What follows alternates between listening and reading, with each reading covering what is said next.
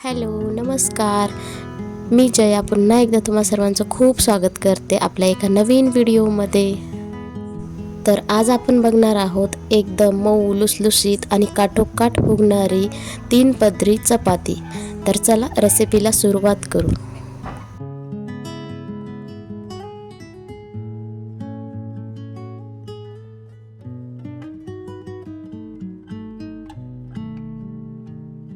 चपाती बनवायची म्हणले तर सगळ्यात आधी आपल्याला पीठ मळावं लागणार आणि पीठ मळायचं म्हटलं तर हात थोडे घाण होणार आणि वेळही खूप सारा द्यावा लागणार. इथे मी पीठ चाळून घेतलेलं आहे आणि हो ही पीठ मी कढईमध्ये का घेत महत्त्वाची टिप्स देणार आहे.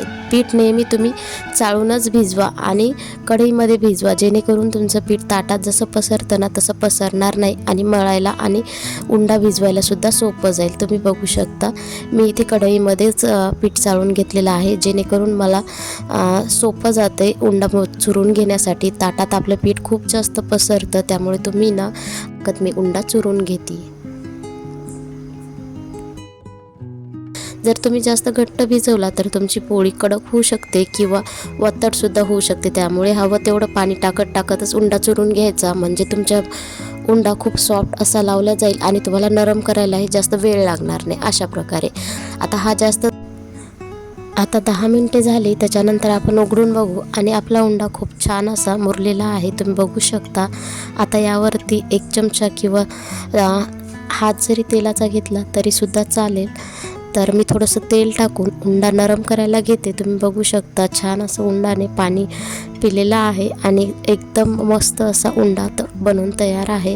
आता थोडंसं तेलाचा हात जर घेतला तर तो उंडा खूप छान असा बातच मऊ होते आणि याची पोळीसुद्धा मऊसूत लुसलुशीत होते. तुम्ही अशा प्रकारे जर उंडा भिजवून घेतला ना तर कशीही पोळी केली तरी तुमची फुगणारसुद्धा आणि मऊ होणारसुद्धा, ही माझी गॅरंटी.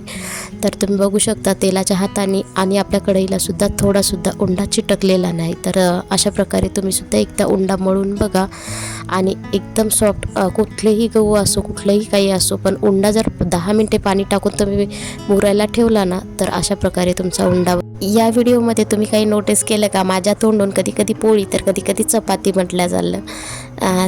तर खरं तर आमच्या इकडे पोळीच म्हणतात, पण मी तर असू द्या, कोणाकडे काही तर कोणाकडे काही. सगळ्यात आधी तर मी याची गोल अशी लाटी लाटून घेतले. त्यानंतर तिथे तेल लावलं. तेल आपल्याला सगळीकडे पसरवून लावायचं आहे. दुसऱ्या भागाला सुद्धा पसरवून तेल लावलं आणि फोल्ड करून घेतली. आता तुम्हाला जर गोल बनवायचे असेल तर आत्ताच तुम्ही त्याला गोल शेपसुद्धा देऊ शकता, पण माझी त्रिकोणी पोळीसुद्धा मी गोल बनवू शकते किंवा त्रिकोणीसुद्धा बनवू शकते. तर मी इथं गोलच बनवणार आहे, त्याच्यामुळं मला त्रिकोणीला सुद्धा गोल आकार देता येते. त्यामुळे मी अशा प्रकारे बनवून घेते. बघा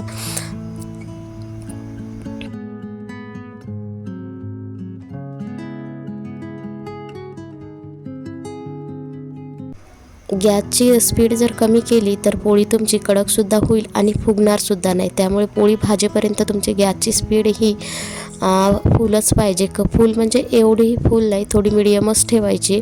मिडियम टू फुलच्या ह्याच्यात जर ठेवली ना तुमची पोळी होईपर्यंत फुगतच राहते. तुम्ही बघू शकता ही पोळी पण खूप छान अशी फुगून तयार झालेली आहे. तर मी पोळ्या जास्त काही कच्च्या ठेवत नाही. आम्हाला सगळीकडून भाजणारीच पोळी आवडते, त्यामुळे मी खूप जास्त भाजते आहे पोळीला.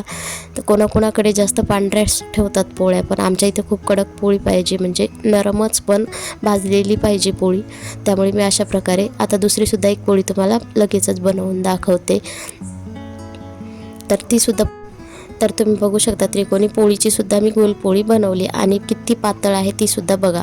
तर ही सुद्धा पोळी आपण भाजून घेऊ. याला सुद्धा मी फुलच गॅस ठेवलेला आहे आणि तुम्ही बघू शकता ही सुद्धा पोळी आपली छान अशी फुगायच्या ह्याच्यात आलेली आहे. तर तुम्ही सुद्धा अशा प्रकारे पोळ्या नक्की एकदा बनवा आणि मला कमेंट करून नक्की सांगा तुम्हाला आजचा माझा व्हिडिओ कसा वाटला ते, आणि पूर्ण व्हिडिओ नक्की वॉच करा.